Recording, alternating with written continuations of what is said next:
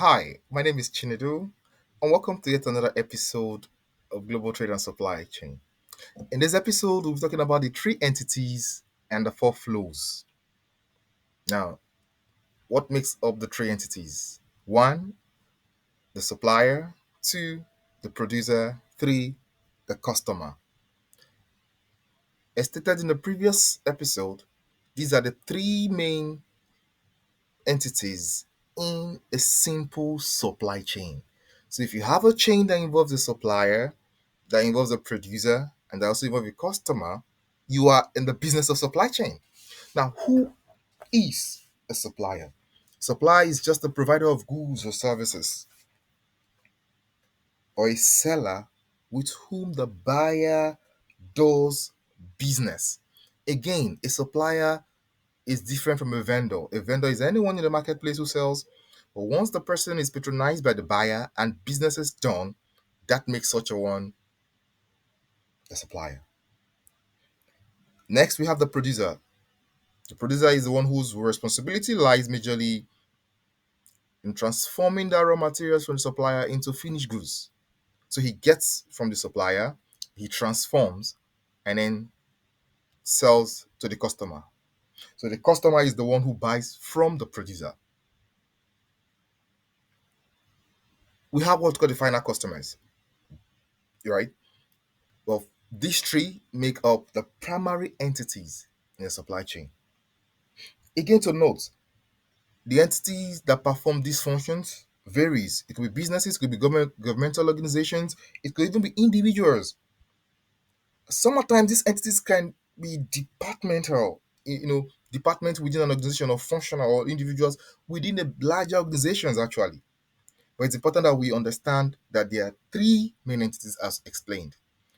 At the end, we're going to give a little test to see how we classify who is a supplier, who is a producer, and who is a customer in a typical supply chain.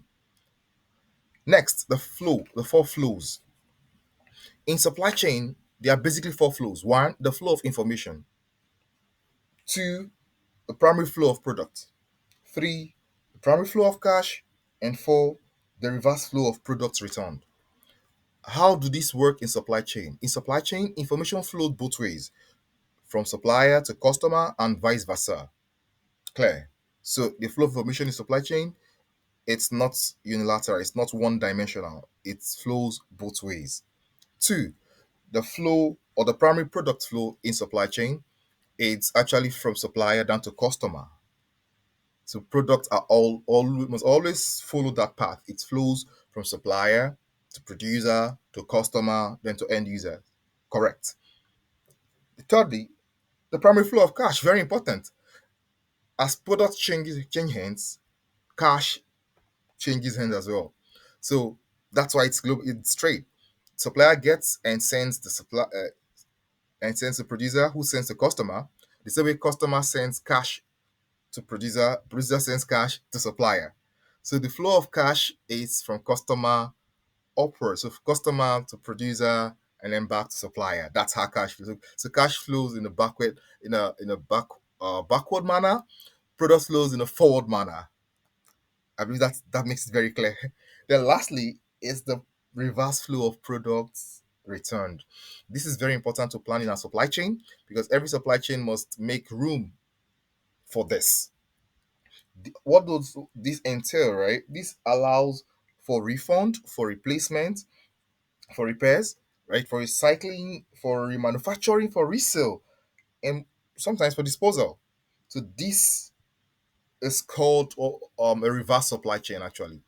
What it does is allow room for to accommodate a reverse process in case something goes wrong in the chain, and this flows from customer back to producer down to supplier. I believe this helps. So my question is, tell me in the comment section, how does the manufacturing and the process of cloth work? So from the cotton stage, when the farmer goes to get it, down to the industries that manufacture this into the clothes we wear, down to the outlet that sells them. Which one belongs to which? Drop that in the comment section. I look forward to hear your response. Thank you for joining, and I hope you enjoy this. See you again in the next session. and next episode. Thank you.